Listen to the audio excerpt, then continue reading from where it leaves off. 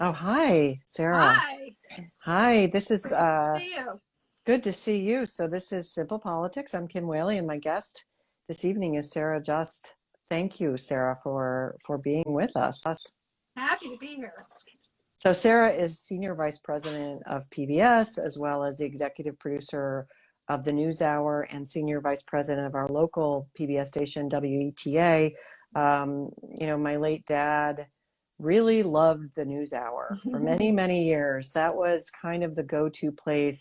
And I want to ask you, what is it about PBS? Because I know you had a history, in your professional life. You've also been at ABC, a For a long time, major network.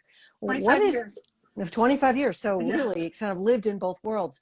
What is it about PBS that's different from, say, a major network, ABC, CBS, NBC, or cable news? When I say that, I mean CNN, MSNBC, Fox News.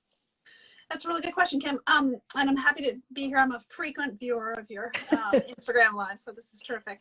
The big difference, and it was so noticeable to me when I first came over to PBS NewsHour from ABC News is, and it sounds obvious, but there are no commercials. And so because of that, our program, which is an hour evening news program, is about 56 minutes of actual television, whereas the commercial networks evening news programs are half an hour, and they have commercials. So they're about 20, 21 minutes of actual content. So it's 3 times as long. And that, is it just infects everything we do. We have more time. We're really interested in growing our audience, and I hope everybody here follows the NewsHour on social media and watches us on your local PBS station. But we're not, our audience ratings are not the basis of our business model, which they are, of course, in commercial television. We're very interested in a larger audience, but that isn't how we pay our bills. So that is, those two factors really make it a place that you have time to do in-depth stories, and the stories you think matter, and don't have the same kind of business pressures. So those are the main things I noticed. When I first got, though, to NewsHour, we would have our morning meeting and everyone would pitch stories, and then I'd look at the rundown and say, "Oh my gosh, we're still 9 minutes late," or something like that. It's a lot of television. Well, that's really interesting because I've been tremendously honored to be with Judy Woodruff a few times on NewsHour. I've also done a lot of hits on other networks. And one thing I really like about the NewsHour is, as a legal analyst, I can actually explain things. That feels really different. The ability to break things down. Is that something that you as a producer are mindful of? And again, how is that different? If we have consumers of news, why go to PBS? And I don't mean this as a sales pitch, but why go to PBS versus, a CNN or an MSNBC or a CBS evening news? And I was at CBS. They're terrific people over there as well. For sure. Yeah. It is that time. And I think a lot of guests like yourself enjoy coming on the NewsHour because they can go into greater depth and nuance. And we all of the producing team, we talk all the time, the correspondents, as we're discussing each segment. Can we get this done in 4? Does it need more like 6? Occasionally, it needs 8 minutes, which that flexibility is not something I was used to having in commercial TV, at least not for a long time. I worked for a long time for Ted Koppel's Nightline, and we did have long interviews like that, and as well as tape reports every night. And so it is a little bit of going back to that kind of journalism for me, where we're both telling people what happened today, but also really digging into why it matters, and or telling a story maybe you've never heard anywhere else. So Ted Koppel's Nightline, I'm not sure when that wrapped up. Now we've got a very different 2014. Yeah. Okay, so it's fairly 2006. Sorry, 2006. So that is a big leap. That's actually the year I started teaching law as well.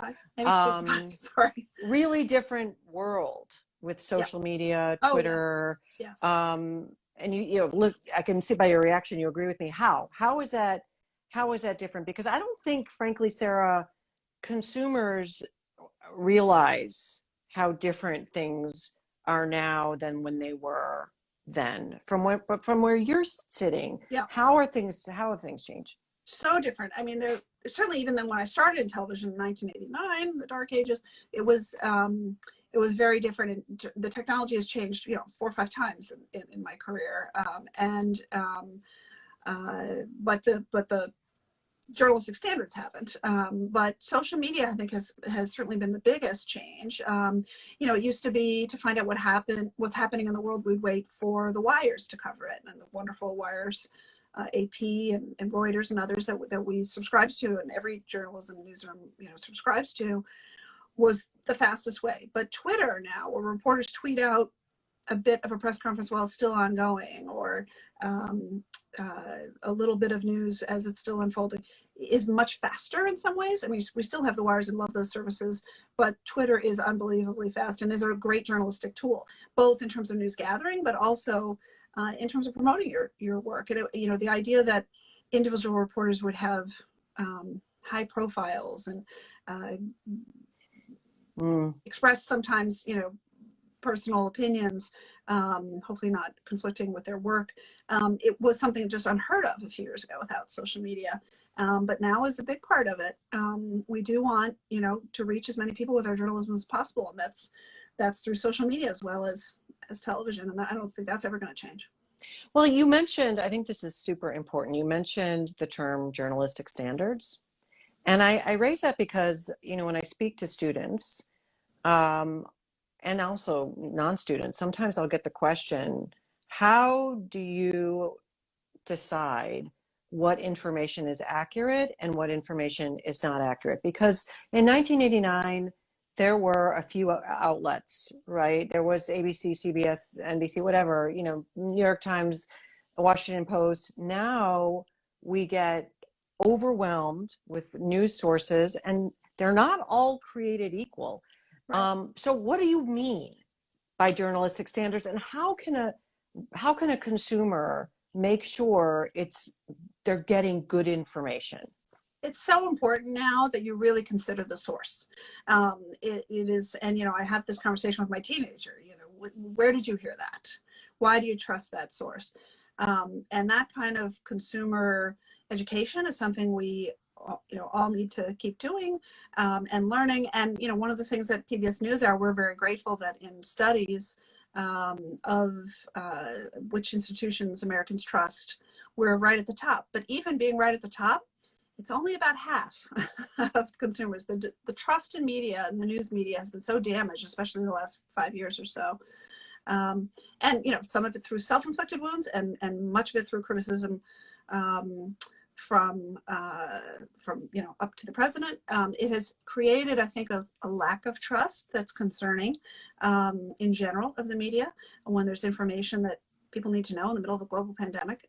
But it's also forced us as journalists to be even more transparent about how we learned something, how we know it, why we believe it, or why we think you can trust it in ways that we weren't maybe quite as intentional about a few years ago. And so we do check and double check everything. And it's that kind of rigor that gives us confidence, in things that we're quoting and using in our reporting, but hopefully also pass that on to the audience as well. So what do you tell your teenager, right? So in terms of the actual tools, because it's not just that some of these outlets, you'll Google and it'll look like a real journalistic outlet. The title seems serious. The web page looks legitimate.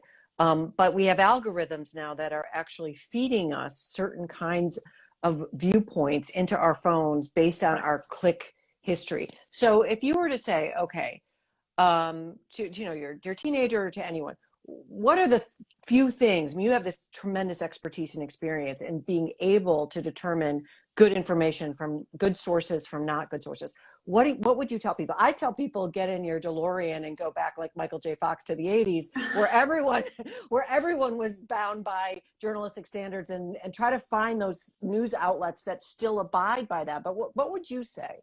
Well, I do get try to ask, like, okay, so where did you learn it? And just on the internet is not good enough, for sure.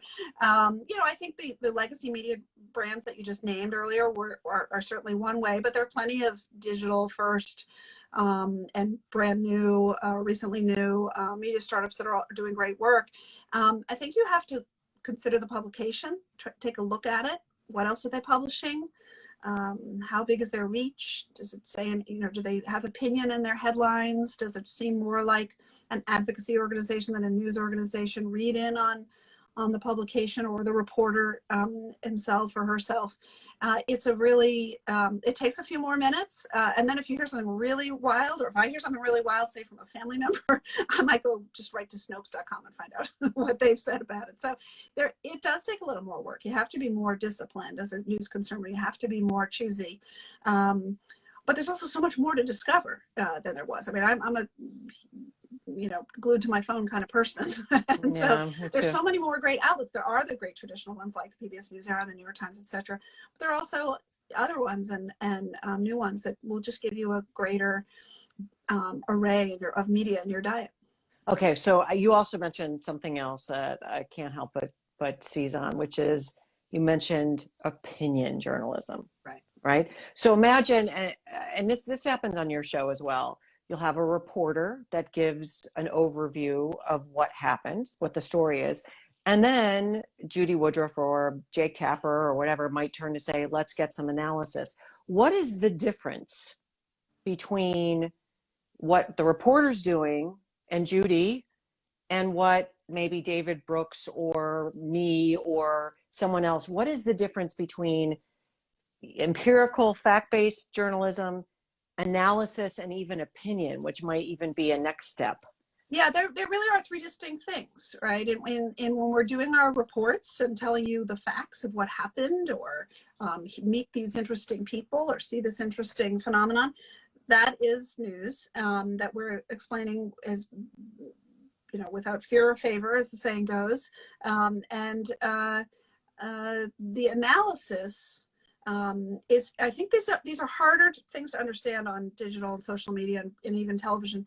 The analysis, say maybe a White House reporter will tell you what happened, and then also then dig into with a question or two from the anchor why it happened, or why it's happening now, or who, what are the political factors. That's analysis that from their experience in reporting this story goes a little bit further than just the here's what happened, but tries to understand the context. And that analysis is critical to good journalism. And you see that, in the New York Times and the Washington Post, there's news analysis, there's news, and both are really valuable insights. But the opinion work is, like you said, David Brooks and Jonathan K. Parker are on our program on Friday nights, and they are both, opinion writers. They're columnists for the New York Times and Washington Post, respectively.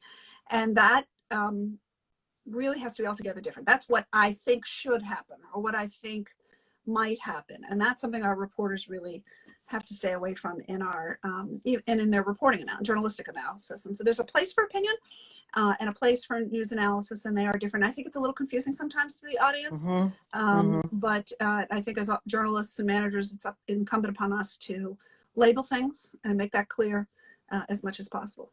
And so consumers can look to see, if you're reading a newspaper, if it says opinion, right, that really is something very different from something breaking. That is, here's the actual facts.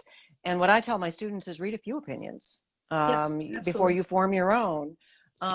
So I have a child that just graduated from Oberlin College last week, and Peter Baker, New York Times, was the commencement speaker. He was tremendous. I think an Oberlin graduate too, right? Yeah, well, actually, he amazingly said he made it for 2 years and then went off to do his journalistic. I think he failed horseback riding or something. It was very funny.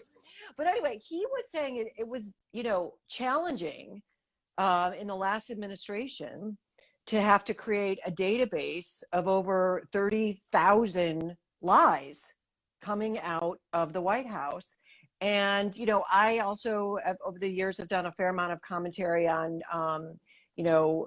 NPR, which is also an affiliate, and really saw a shift, I think, from labeling certain things as actually false that maybe wasn't the case 10 years ago, where politicians, you all didn't have to juggle that. Is that your experience as well? Have you found, a different challenge with politicians now making bald-faced misstatements about the facts? Certainly. I mean, that has just increased in our political life. And there have been great fact checkers like they have at the Washington Post that you mentioned. And also PolitiFact is a wonderful organization that has been doing this for quite some time and using their journalistic team to analyze and report on the accuracy of statements or news reports. And I think that's a great tool. There is, it is really challenging, and certainly was in the last administration to point that out. But it's an issue across all kinds of coverage. We have to point out what's not true, what's not verified, what we can't say for sure is true. The hardest part is knowing motivation. Is a person lying on purpose? Is a person misled themselves? Doesn't have all the facts? And so that's where it can be challenging because you can't get into their heads to find out what their intention is with this falsehood and lies. But it is important, I think, that we point those out to the audience whenever we can. So tell me a little bit more about that. Do you have an example that comes to mind where when you're saying, okay, what's the motivation? Why would that matter to a reporter? Well, spin has long been with us, right? Long before this, fake news accusation came along, right? Politicians have been twisting facts to serve their arguments and their purposes for, I imagine, for as long as there have been politicians. That is, that goes on, now as it ever has. Sometimes a politician will tell you, or another source will tell you something on background or off the record, and then not be willing to say that on camera or on the record because it might get them in trouble, or it might not, with some other important person that they're worried about, or voters group that they're worried about. And so reporters often, have these conversations. Well, what can we put on the record? What can we, how can we quote you, and conveying, we don't break the trust of this is on the record and this is off the record, but it is remarkable how different those things can be sometimes. So if someone says something on the record, but you have a question, or a reporter has a question about the motivation, you might dig deeper to determine whether that statement was accurate or not, basically. Absolutely. You have to use your own common sense to say, it doesn't make sense.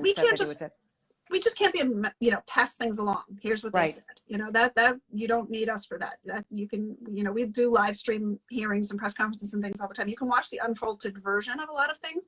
But when we do journalism, I think our job is to be that filter and try to explain and be between the news source and the audience to explain what matters and why, and what may be something you should take with a grain of salt or not believe. Yeah, I was saying before you came on air that I never planned to be involved in media in my career. It's just kind of evolved, and in part because there's so much misinformation about the law. And there seem, in my experience, there are parallels between what lawyers do, absolutely, and what journalists do, and maybe that should give people some comfort level that the media isn't so terrible, which sometimes we hear. Both groups are probably among the least trusted, though, right? Lawyers, true, it's true. But I talk to friends who's, or young people who are thinking about going into law and thinking about journalism, and it is much of the same, right? Reading original material, understanding the trying to separate fact from fiction, trying to hone in on the details that are most important in an argument. And it is the same kind of, I think, thinking. And so I think people who are interested in law are often interested in journalism and vice versa. And there's a few, frustrated lawyers in our newsroom as well, former lawyers. So there's definitely a relationship there in terms of just the intellectual rigor of both fields. Yeah, it's I think one difference perhaps is, and we saw this in the last election with 60 lawsuits around the legitimacy of elections.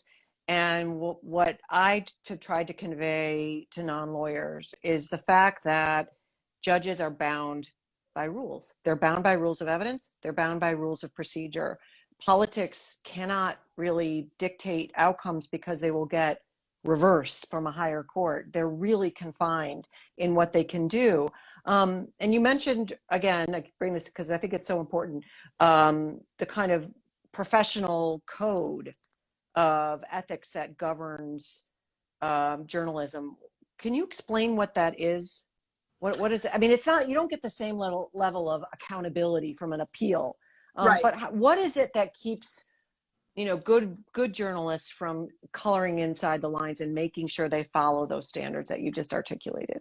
Well, I think it's a number of things. Certainly, news organizations police that among their staff. If someone is violating ethical standards, they won't be there very long. But also colleagues do that to each other. They call out each other. And certainly you can find some of this on journalistic Twitter, of people, questioning a report, or, if too much opinion has slid in, or if someone has violated the on the record, off the record agreement. It's very, it's an honor code, really, but so it's not legal in the same way, but it is an honor code. And I think another thing is it really hurts the whole industry when any journalist behaves badly, or when any journalism organization makes a mistake.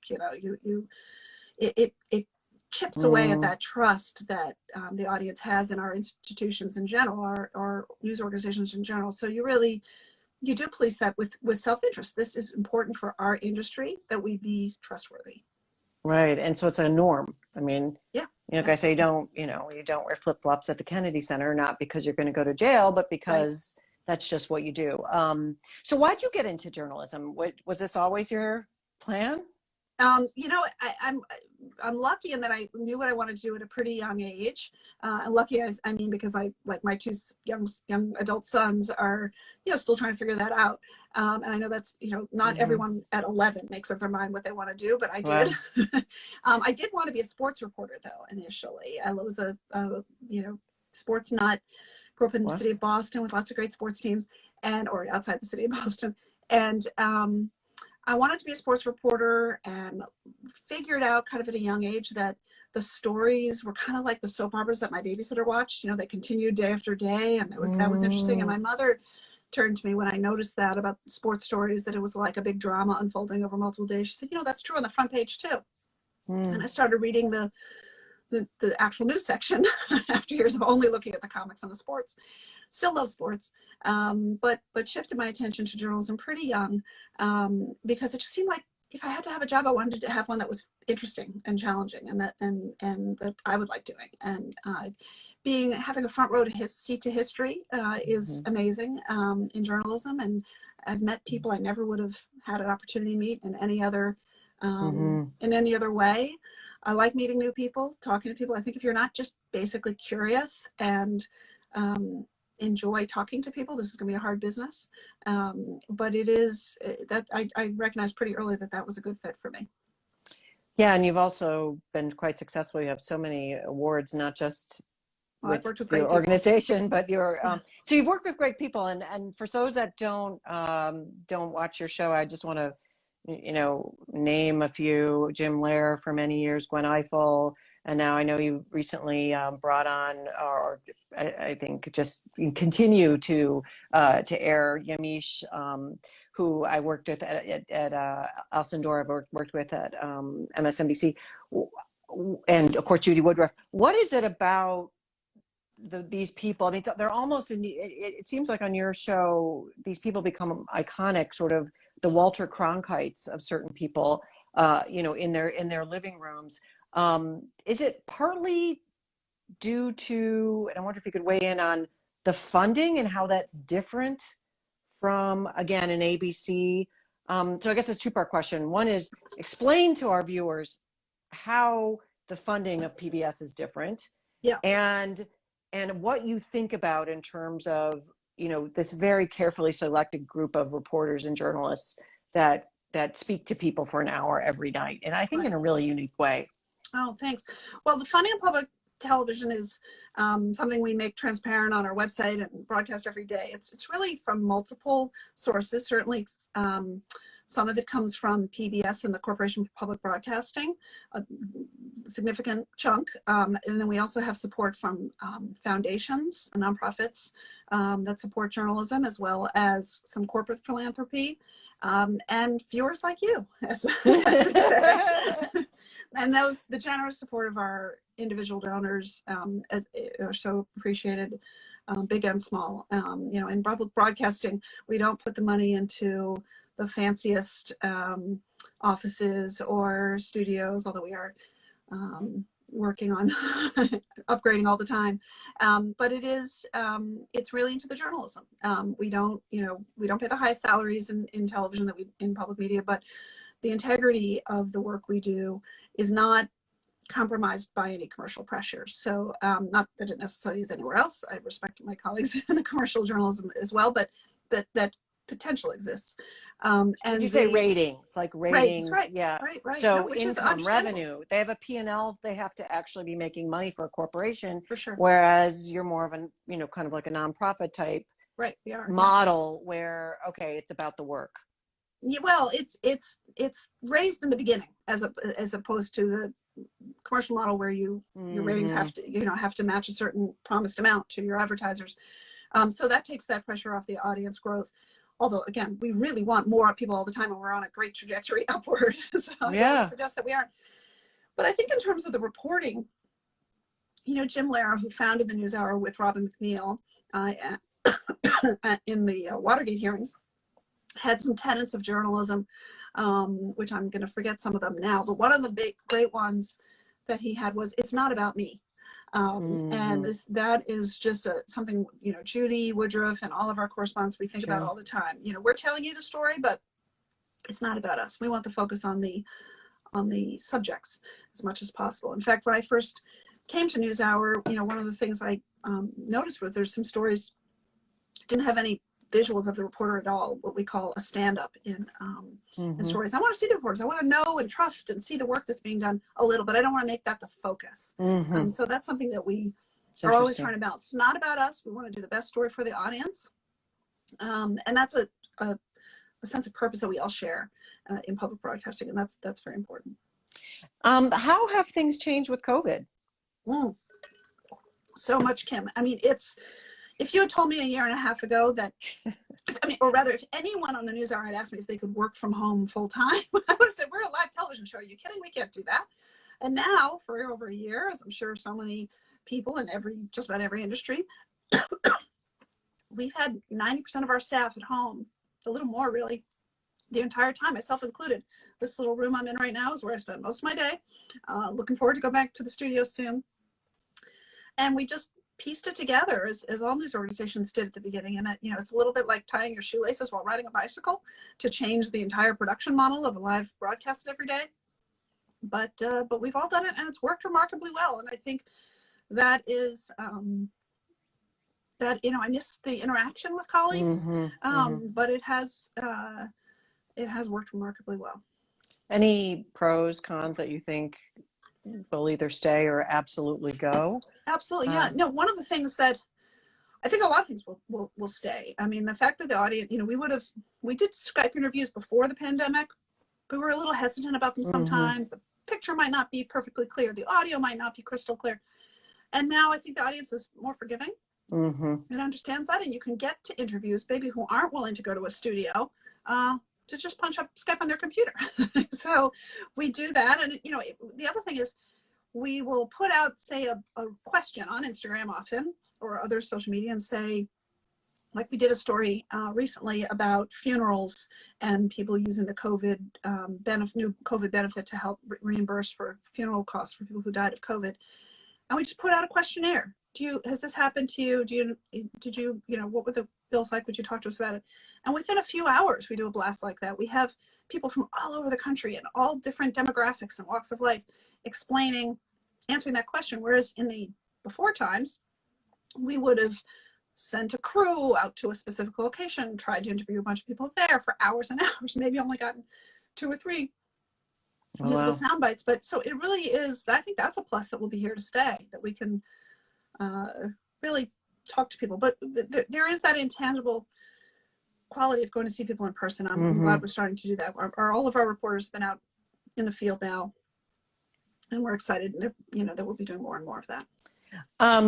So I'm going to ask what I ask almost everyone on this show, which is, what are 1 or 2 myths about journalism, about the media that you would like to cut through, that you hear over and over, if people don't understand? I mean, for me, being in the media. It's just the level of professionalism and the level of just competence and merit-based process that I've experienced as just kind of like dipping my toe in the media. But what are some myths? What are some things that you would like to dispel that the general public you think maybe misunderstands? Well, I mean, the biggest one, of course, is fake news. You know, when that first came up, that term first was used a few years ago, the enemy of the people. I mean, couldn't be further from the truth. And it was a gut punch to hear it, because I mean, it's like telling a doctor you're a murderer, really, you know, when you're really trying to do just the opposite. And we work so hard to ensure accuracy and to build trust with the audience that it is upsetting, you know, to be accused of that. What we do, you know, is critical to our democracy. That's what our founding fathers thought. That's what we, you know, all of us who continue that legacy fight for. And it is challenging, and there's definitely mistakes that are made, and evolutions in the industry. But that, I think, is what is the biggest, you know, misconception. Let's see, what's another one? Sometimes you see someone on the news and they're wearing a tie and a jacket, and they might just have on like jeans and flip-flops. Particularly in COVID. I'm terrible about that. Exactly. It must have been pajama bottoms and professional. Exactly. We talked about this before we got on air. I have students sometimes that want to know how to get into journalism, how, even if it's not as a reporter, but how to have their voice heard, even opinion editor, opinion writer, analyst. Do you have recommendations for that in 2021, which of course is very different from when you started? It's very different. You know, I think the opportunity to self-publish essentially now, and to have a blog or a Medium article published, or you know, so many different ways. A Twitter thread is an opportunity to present yourself to other media in a way that bypasses, you know, the sort of traditional job openings, interviews, etc. But is a great way to present yourself and to try different ways of communicating. In terms of going into journalism professionally, you know, there's a lot of people. I was just asked this earlier today, whether or not I attended journalism school, or what percentage of our newsroom attended journalism school. I don't know the exact percentage of that, but I would guess it's maybe a third. I didn't. I think journalism school is a great learning opportunity, whether it's undergraduate or graduate, and our journalism schools, we work with several of them at the NewsHour, and they do great work. But it isn't the kind of credential you must have the way like a law degree or a medical degree is. And so there's people who went straight to work. There's people who did other things and switched to it later. And it is a place that it's a track, an industry track that there's so many different ways. And I think even more now than there used to be, because you used to have to make, like when I entered the industry, really there was like a fork in the road. Are you going to be an on-camera person, or are you going to be a producer? Now we see a lot more blurring of those lines. We have terrific people on the NewsHour. One of our producers, Ali Rogan, also goes on camera. Several, you know, other people do as well. It's a blending of that world that, you know, every kid now, you know, you can be a TikTok star, you can be an Instagram star. True. And telling, you know, writing for Medium or posting on Twitter. There's so many ways to communicate and to practice journalism today. What does a producer do? Can you explain that? This is good. I hope my parents are watching, because they've never totally understood it. No, a producer really does everything. What I often say is we're the behind the scenes people who plan for every scenario. You know, a producer always has a good plan B, a plan C, and maybe even a plan D in mind if all goes wrong in a report. So we'll do everything from setting up, you know, developing the idea, sometimes working with the correspondent, sometimes the correspondent comes in later, and arranging interviews, everything from, you know, who to talk to, you know, how we are going to transmit that video. It might be, you know, I spent a lot of time in my career as a producer figuring out how to get reporters back from other places after they've done doing their story. So we really do worry about all of the behind the scenes things that make that make journalism possible. And I like to say, if the NewsHour and all great news organizations, and certainly, and this is true for television, it should look like a duck, should have all calm, cool, and collected above the water, but there's a lot of flapping underneath the water. And that's we have a viewer who wants to know how many news Emmys you have won, so I'm going to give you an opportunity to fill us in. I think 15. Wow. But I think that's right. So, but I work for great people, and with great people, and so I can hardly take individual credit. Really, in journalism, in television journalism, almost nothing is individually credited. And everybody has to be on top of their game, which I think is just really, really impressive. So, last question: take us in. So a day. Say the Senate today, the House of Representatives agreed to create a 9/11 style commission for the January 6th insurrection. Say the Senate votes and decides to breaking news, the Senate has filibustered and there will not be a January 6th commission. You find that out. What does the producer do next? What are the steps to getting that on air with Judy tonight? Well, the critical thing is when you find that out, right? Earlier we plan our day. We have a 9 a.m. meeting every morning with our whole NewsHour staff across the newsroom, from entry level to most senior team, and anchors and correspondents, and we bat around ideas about what should be on the program that night, and we have a plan. Very often we go into the day with something of a plan, and then the rest of the day is what might knock that plan down. What things could come up that are more urgent? I mean, news. The key phrase there is new. So we want to report the latest news to you. And so we are constantly willing to throw things out or push them to another day in order to make room for breaking news. Now, if something like that comes across our transom during the program, that's more challenging, but not impossible. And so I work with tremendous writers who are really quick. We sometimes have a conversation, like I'll talk to Judy during we don't have commercials, which when I first came to PBS, it was very shocking, because that's the time often a producer and a anchor will talk and make plans if something's changing. But sometimes we'll have pre-taped elements or things like that. And I have and so this director and some other senior producers have a way to speak to Judy in her ear and the little earpiece she's wearing. And if it's really big breaking news in the middle of an interview, I tell her, I know how hard it must be. I don't really know because I haven't done it, but I know how hard it must be to be interviewing somebody and listening to your producer tell you something at the same time. So I really try to be extremely sparing with the information I would say in an anchor's ear. But we'll say this, this just in. And so we convey that. And sometimes that has meant telling a guest who's already ready for an interview, we're actually not going to be able to get to you because we have this big breaking news. That's always unpleasant.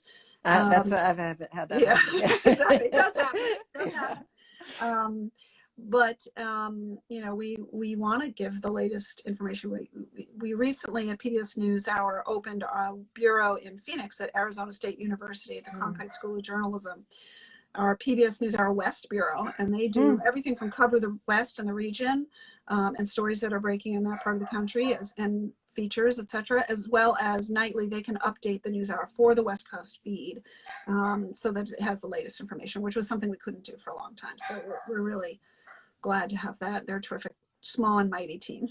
Well, it's really dynamic, exciting when that breaking news comes out and you're calling people and getting guests, and right. So it's amazing. But I want to thank you not only for being on the show, but for all the work you do in public service. Frankly, I could not agree with you more. I think the media is a pillar, a cornerstone of American democracy. It's absolutely vital. And this level of education around how people can be consumers of information is, I think, foundational to preserving that democracy. Our viewers say you're a Bruce Springsteen fan. Is that right? I'm a huge Bruce Springsteen fan, yes. Okay. That's on my bucket list. That's on my bucket list, is to get to one of his concerts.